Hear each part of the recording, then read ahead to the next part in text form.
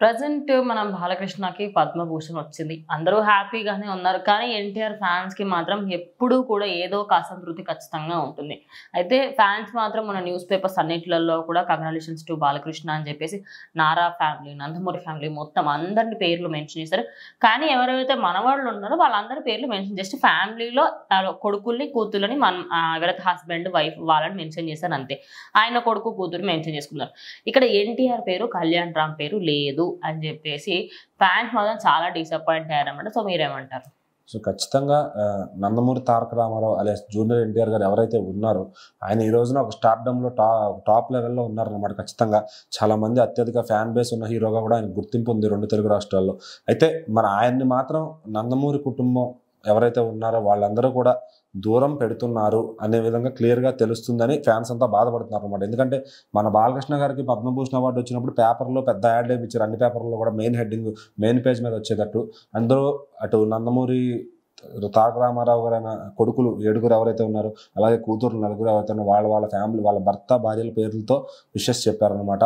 అలాగే బాలకృష్ణ గారికి 2 కూతుర్లు, వాళ్ళ అల్లుళ్ళు, అలాగే కొడుకు, వాళ్ళ మనవాళ్ళ పేర్లు మాత్రం అక్కడ వేసుకున్నారు. సో దీంట్లో బాధపడాల్సిన అవసరం ఎందుకు ఉంది ఎన్టీఆర్ ఫ్యాన్స్ కానీ ఎవరికి అర్థం కావట్లేదు అనమాట.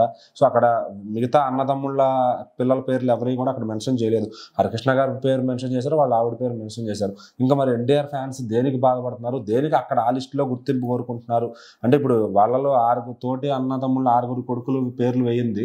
ఇప్పుడు హరికృష్ణ గారు అయినా మరి ఈయన పేరు మాత్రం ఎందుకు వేస్తారు? అక్కడ మన వాళ్ళు అందరి పేర్లు కూడా వేస్తుంటే ఎన్టీఆర్ మన వాళ్ళ పేరు వేసినప్పుడు ఈయన అయిపోతే బాధపడాలి కానీ అక్కడ ఓన్లీ కొడుకులు, కూతురుల పేర్లు వేసినప్పుడు ఈయన ఫ్యాన్స్ ఎందుకు బాధపడుతున్నారు? లాజిక్ లెస్ అది. సో వాళ్ళు తీసుకొచ్చిన ఇష్యూ కూడా వేస్ట్ ఆఫ్ టైం అనమాట డిస్కషన్ చేయడం. సో అట్లానే ఇప్పుడు బాలకృష్ణ గారు, ఎన్టీఆర్ గారు అనేవాళ్ళు ఏదైనా ఫంక్షన్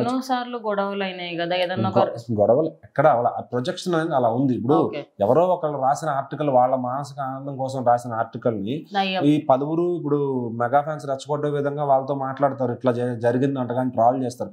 ఆ ట్రాల్ చేసినంత వరకు వాళ్ళకి తెలుసు, వీళ్ళకి తెలుసు కానీ ఇన్సైడ్ వాళ్ళు ఎంత బాగున్నారు, వాళ్ళ రిలేషన్ ఎలా ఉందనేది ఎవరికి తెలియదు. సో ఇప్పుడు అందరికంటే ముందు కూడా ఆయన ట్వీట్ చేశారు, అంత చేయరు కదా. పడగదు, ఆయన అంటే ఇష్టం లేదు అనుకుంటే ఈయన మాట్లాడు ఖచ్చితంగా. సో ఫస్ట్ రాగానే వచ్చిన వెంటనే బాబాయ్ అంటూ ప్రేమగా ఈయనైతే ట్వీట్ చేశారనమాట. సో అక్కడ చాలా మంది యూనిటీగా ఫీల్ అయ్యారు. ఎందుకంటే ఇప్పుడు కొంతమందికి తెలియదు వీళ్ళు కలిసి లేరేమో అనే భ్రమలో, ఎవడో రాసిన రాతలకి వీళ్ళు భ్రమలో ఉండిపోతారు. అక్కడ హీరోనే చెప్పిన తర్వాత ఇంకా దాని గురించి డిస్కషన్ ఏం చేయాల్సిన పని లేదు.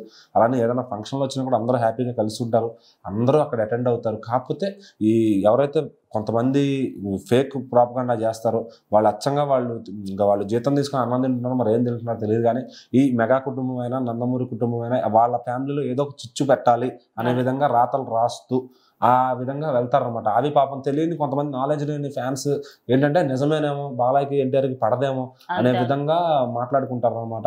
మరి అటు సైడ్ కూడా అటు మెగా ఫ్యామిలీలో పవన్ కళ్యాణ్కి, రామ్ చరణ్కి ఎక్కడ పడదేమో, అల్లు అర్జున్కి వీళ్ళకి పడదేమో అని. ఎందుకంటే వాళ్ళ ఫ్యామిలీ ఫంక్షన్లో ఖచ్చితంగా అందరూ కలిసి నవ్వుకుంటూ భోజనం చేస్తారు. వాళ్ళకి కలుసుకునే టైం తక్కువ. ఇప్పుడు మనమే మన ఫ్రెండ్స్ని చాలా ఏళ్ల క్రితం కలవకపోవచ్చు, మరి వీళ్ళు సినిమా ఫీల్డ్లో కానీ, బిజినెస్లో కానీ రకరకాలుగా ఇది ఉంటారు. ఎవరిదన్నా పెళ్ళో ఏదన్నా ఫ్యామిలీ ఫంక్షన్ వచ్చినప్పుడు ఖచ్చితంగా కలుస్తారు అనమాట. సో దాంట్లో డిస్కషన్ చేసుకోవాల్సిన పని ఏమీ లేదు. సో వాళ్ళంతా బాగానే ఉంటారు. వాళ్ళ గురించి మన ఫ్యామిలీ కన్నా ఓవర్ థింకింగ్ చేసి అభిమానం అనే పేరుతో మనం ఎటో దారి తీసుకునే ఇది అయిపోతున్నాం. కానీ వాళ్ళు బాగానే ఉంటారు. మరి అభిమానులు కూడా అది అర్థం చేసుకుని వాళ్ళతో అభిమానంగా ఉంటే ఓకే, బాగానే ఉంటుంది. దాన్ని పర్సనల్గా తీసుకుంటే ఎఫెక్ట్ మీకే ఉంటుంది అనమాట.